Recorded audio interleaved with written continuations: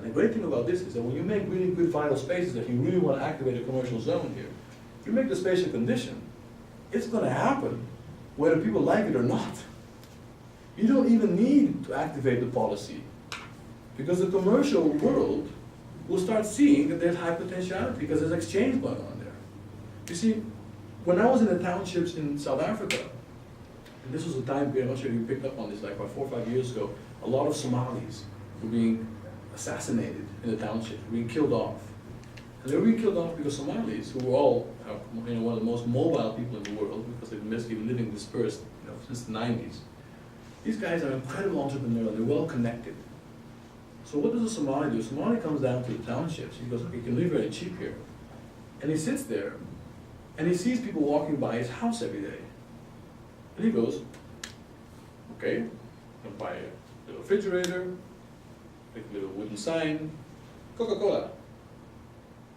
People walk by, hey, thirsty, I have Coca-Cola. And he doesn't do that because he doesn't see anyone. He sees a whole lot of people. And he looks around and he goes, no one's selling Coca-Cola here. He's also selling Coca-Cola. So that visibility. But his neighbor, the other township, who's from South Africa, looks and gets to me and goes, yeah, the bloody South America, Somali people, they come here, they take all our jobs away. Because this guy was born and raised in this slave mentality township. Never for the life of him thought that he can actually do something. He's so mentally enslaved. He doesn't understand that he can do the exact same thing. The Somalis, these guys have been entrepreneurial since the birth of time. So they've been activated. So what you got to discover now, these are the logics that are that are also working because of the most formal logics of space and economy that there are. You have to understand this to make any European city vital. The challenge now comes, how am I going to start doing this in a developing region with kind of wishy-washy policies, with wishy-washy spatial fabrics? These I draw like this, all lined, because in this, my area here, everything here is on a flat terrain. If you look at the city center of Istanbul, or just Istanbul, the city, it has similar logics, but the whole city is on a hill. So you won't find a single straight road. All will be curved because you got to get down the hill. But if you extrapolate that all, make it all flat, you get the exact same thing. So it looks very different. That's why you got to be very careful how you use your instruments to map this. You say, okay, I'm going to use a color that says this is my local color. So no matter what the form of the road is, I'll be able to see these are my local fabrics. And I got this other thing called my middle scale fabric, which is there. And I got this other thing called my regional or national scale fabric, which is there. And then I'll start to be able to see. So it's a simple map exercise saying, well, these are the spaces. And these are the economies. And you can test this because you want to verify this. Because you want to say, okay, so is IKEA on my high street, in my neighborhood, in Delft, in Amsterdam, or Rotterdam, wherever you're looking at? Are the middle scales connected? Are the city scales connected? Is that relationship? If that relationship is in a place, then when I'm going to go do an intervention, I can use those logics, because I know it works. I'm not imagining it anymore, I'm not hoping it to work. I've extrapolated it from its own city, so the theory of the city has fed me the information on how it works on activities, social or economic, and the spaces. Because I'm the guy who has to go put spaces that somehow will either stimulate a certain kind of social activity or an economic activity. So I want to find out from my country of focus, or my area of focus, what are its logics? So that I can use its logics to intervene, as opposed to my logics to intervene. So this is a mechanism, a tool, that you can investigate, you go and test. And you're going to realize that in certain areas, like Haiti, but other developing regions of the world, that it gets a whole lot more messy. One, because policies aren't enforced as strong. You might even have an IKEA and a baker right next to each other in a place like that. And then you're like, well, hold on, but these logics don't fit to what Alex was explaining to us in this. No. You're going to have, noisy information, noisy data, things that are somehow just there. But you've got to go find out what is the predominant What's the predominant one? Because that's the one that you're going to be able to use. You can't use the exception as a way of intervention. Okay, what is the most predominant thing? And in general, this testing we did on about 300 different countries in my first 4 years teaching. From 2000 to 2006, I had 300 graduate students from all different countries, from Taiwan to South Africa to wherever, and we taught them all the same thing. We did a map all of their own areas. And you can see all of these projects, if you want to look back and back, on the Space Lab website. So I advise you, if you ever have a chance, just look at www.spacelab.tudel.nl. You'll see a whole bunch of thesis projects. We used to have them all printed, we lost them all on fire, but at least PDFs of their work, a lot of it is still in their PowerPoints, all online. You can see how different students try to map and use different exercises in developing areas as well, as a way to start understanding what is actually taking place, so that when I'm going to intervene, I can actually intervene something using its logics, and that sometimes to change a problem neighborhood, I don't need to, bombard it with programs, hoping that the programs will suddenly make it work, but I got to create a spatial condition, and that spatial condition, then complemented with your ideas of programs, will at least be able to support it. It's going to manipulate. It's all manipulation. We're always manipulating. Everything you change is a manipulation. But you want to make sure that you don't just say it's a program-oriented problem. Yes, there is, of course, lack of program here. But if I just go and tell a couple of commercial people to go move in there, they're all going to go bankrupt. They need something to support. And that's why we said space is the underpinning. It's the underpinning of social economic activity. It's for this reason that I say that 70% of all starting firms in Holland go bankrupt in the first year. It's not that the person who came up with the idea isn't as motivated as the other guy. It's that they got great ideas, but they got no idea how the spatial economics of the city is working. That's what this word is, the spatial economics. So that you understand that there's an incredible direct link between space and economy. So when you come up with an idea, support it with your design, propose the program which is fed to you by the people, and create a condition that it can activate it and get made lively, and then you can communicate it to a policymaker to get his backup as well. Maybe you have to pay him a little bit in that case. And these are other rules. So we're not working on that level of how to get the policy backup. We're saying, hey, this would support you guys, because your logics are coming from your area. And then when you convince it, when you share it to someone, it's not my idea.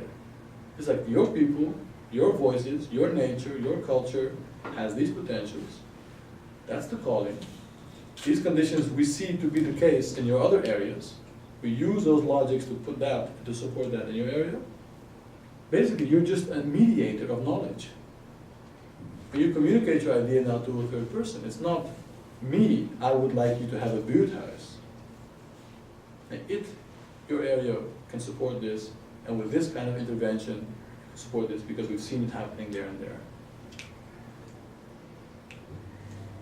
And that really becomes the ABC of urbanism.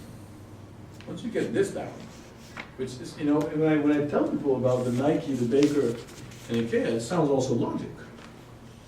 Ik heb vanzelfsprekend. But still, every single design, you go to all the architects, go to all the urbanists, look at their idea interventions that they're proposing in areas. It's like, yeah, but based on what idea do you think your program is going to work? Because you said it? Because you managed to visualize how a buurthuis becomes active and people are happy and they're smiling to each other and all that stuff? Like, okay, but if that worked, why isn't it working? Why don't we have no probleemwijken? We speak buurthuis of all Holland. So I'm not saying that program isn't the answer. The program is only secondary and can only get working. An activity can only be working if you have a spatial support mechanism. Without that, it's pure naive urbanism. And it's hopeful and wishful thinking.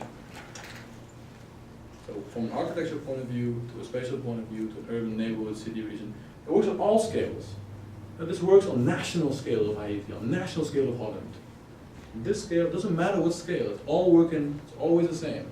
The logic is not about one scale, about city, neighborhood, no. You can extrapolate that. So I'd like you guys now to start using, from the different scales that you're looking at, to start looking at Haiti in that way. So looking at those regions in that way, And so I was seeing a little bit about how different, and in Holland we talk about the polycentric relationship between the Randstad, the Amsterdam business, Utrecht housing, The Hague municipal, Rotterdam port. There's also a relationship and movement and distribution there. And so one little interesting example to see how seemingly local has nothing to do with local is the Bijlmermeer area.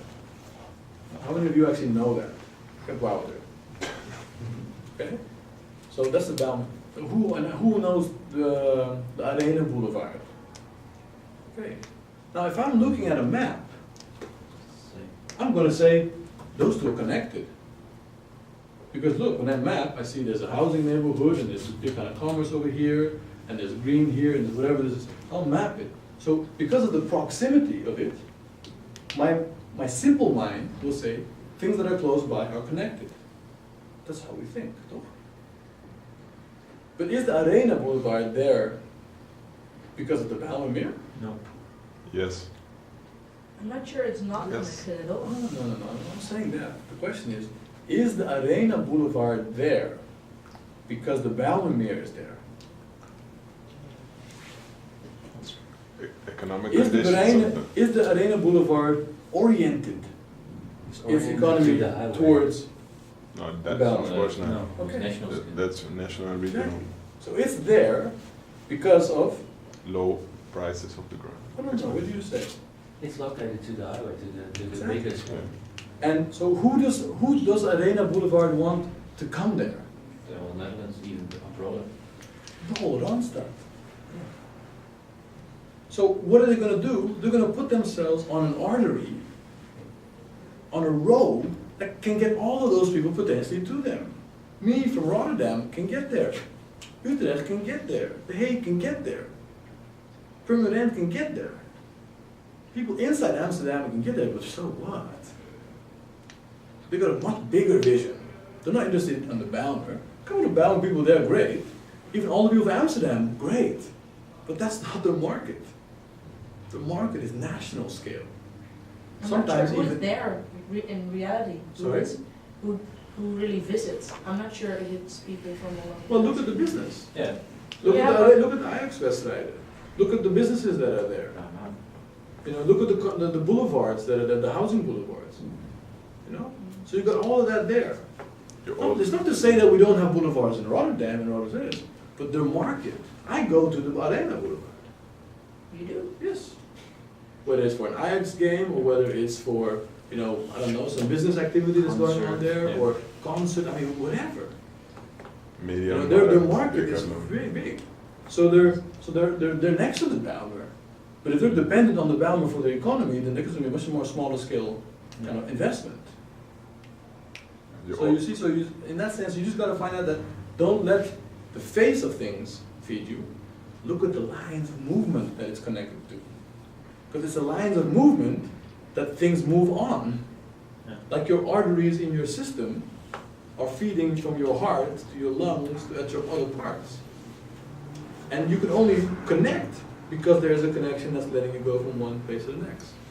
Like the Arena has a connection on a ring that does this. Also has little connections there. But those are maybe 1/10, if not 1/100th, to the connection that's happening on the ring scale. And then maybe even international scale with Schiphol connection to that, with the Zuidas development. Zuidas, you think Zuidas is about Amsterdam? No. Of course not. It's in Amsterdam, but they got nothing to do about Amsterdam. These guys are got a mega International. project. It's an international thing. So It in that has to sense, do it's- with also with the location and where it is near the airport and location in Amsterdam. Yeah, but it's very much planned by Amsterdam. because Yeah, they it's have their part other of lines. Amsterdam. So it's You know- beneficiary to Amsterdam, Oh right? yeah, but it's not their market. No. Just because you're visiting it, that doesn't mean I'm oriented towards you. I'm including you, I'm not excluding you. So not excluding the Bijlmer, but they're not dependent So on the in an Bijlmer. ideal The case, Bijlmer- it's so the Bijlmer- mutually beneficial, right? It's mutually beneficial, but it's about where is the orientation. You think that people, the investors, would go to the Bijlmer, would go to the Arena if someone was selling the whole project, saying, okay, so we got all these fantastic people in the Bijlmer, but all these wonderful houses there, they got nothing to do, we're gonna make this wonderful stadium and all these businesses for these guys. think an investor's gonna go like, okay, that sounds like a good plan. But you could say you have both, the people of the Bijlmer We're not and... excluding Lauda. No, no, but We're just saying, where's the primary orientation?